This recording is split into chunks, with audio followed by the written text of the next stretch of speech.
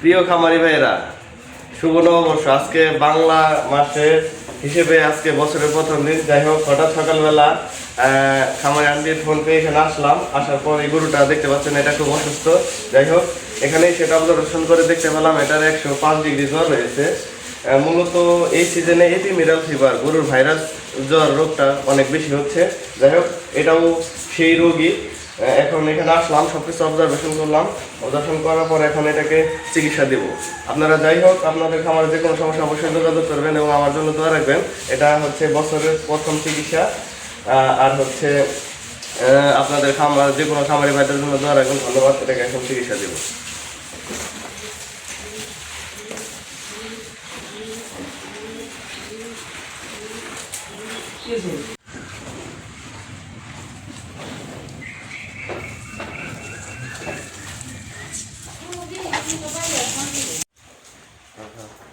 কটা দিলে?